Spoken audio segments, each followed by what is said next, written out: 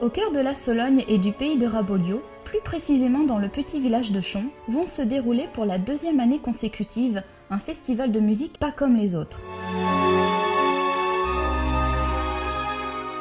Ici, pas de grande salle de concert, mais des lieux uniques de rassemblement choisis pour leur originalité et la qualité de leur acoustique.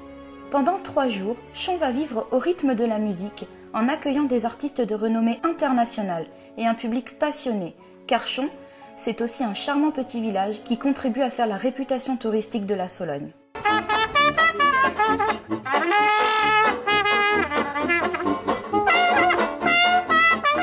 Réunir en concert les plus grands artistes loin des sanctuaires dédiés à la musique n'est pas simple et ne peut se concrétiser que par la volonté de quelques passionnés, en particulier le créateur de ce festival.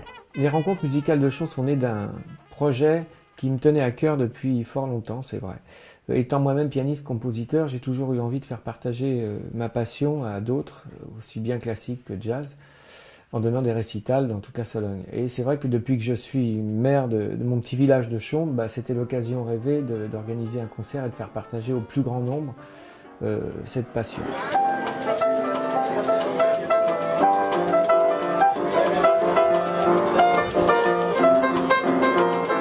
Chon est un petit village donc sologno, 450 habitants, on n'est vraiment pas beaucoup à Chon. Alors Chon s'est déjà illustré par le passé par son originalité puisque Chon est à l'origine de la Maison du Braconnage. Alors la Maison du Braconnage est un musée unique en Europe qui accueille chaque année des milliers de visiteurs.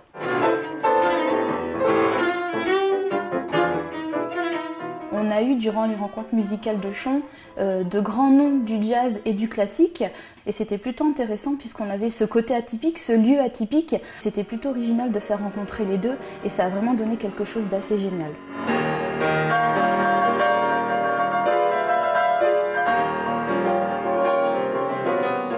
L'édition 2013 présentera un festival émouvant et grandiose à la fois, dont la programmation de qualité n'aurait pu se faire sans la création du comité de soutien créé par Sally Desange, notre vice-présidente, qui nous a permis effectivement de réaliser de magnifiques concerts en 2012.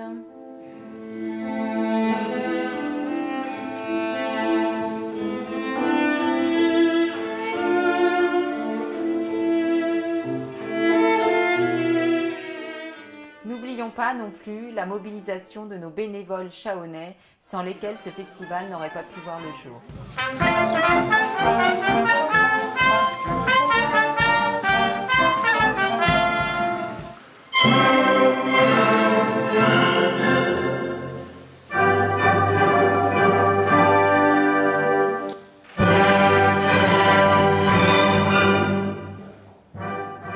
C'est un grand plaisir pour nous, puisque nous avons eu l'honneur de faire l'ouverture du premier festival l'année dernière.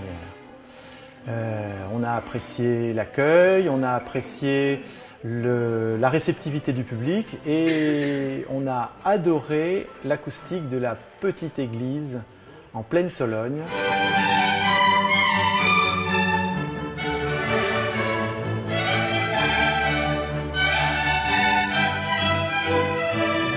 Le but de ce festival est évidemment de faire découvrir la musique classique et le jazz à un plus grand nombre, mais surtout aussi de la rendre moins élitiste. Tout ce côté secret, tout ce côté inaccessible, c'est pas vrai, c'est faux. Et ça, je pense c'est à la suite de concerts comme ça, de festivals comme ça, qu'on va réussir à faire rentrer et le classique et le jazz dans la population.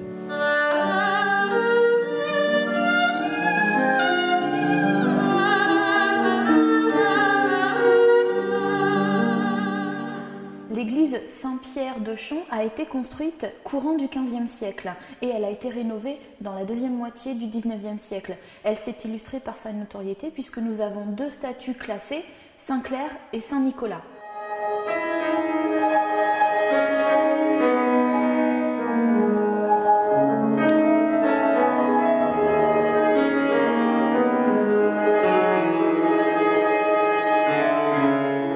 Et c'est ici, en ce lieu, durant les rencontres musicales de Chon, que nous avons accueilli les plus grands noms du classique en ce lieu unique.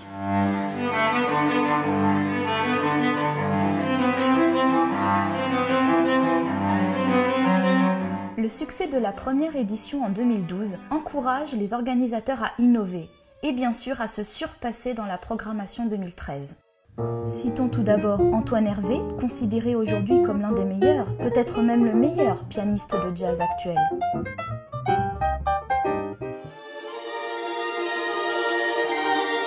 Le concert de clôture, véritable feu d'artifice musical, verra se produire en l'église de Chon l'Orchestre symphonique du Loir-et-Cher avec au pupitre Dominique Baran. L'ensemble orchestral du Loir-et-Cher est une formation symphonique d'environ 55 à 60 musiciens. Donc nous allons nous produire pour la première fois dans ce jeune festival les rencontres musicales de Chon pour la deuxième édition, et nous sommes très très heureux de participer à ce festival. À double titre, car une des missions principales de notre formation, c'est de porter la musique à travers tout le département, et notamment au milieu rural. Et la deuxième chose, c'est que ça va être la première fois qu'on va jouer en Sologne. On est heureux à double titre.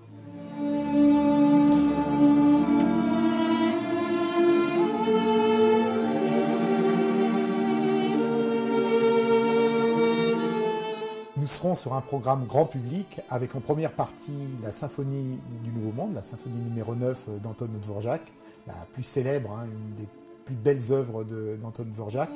Et en deuxième partie, l'apothéose avec le concerto pour violon et orchestre de Tchaïkovski, où nous accompagnerons Jennifer Orchard, violoniste d'origine canadienne et qui est premier violon à l'orchestre de Pittsburgh aux États-Unis.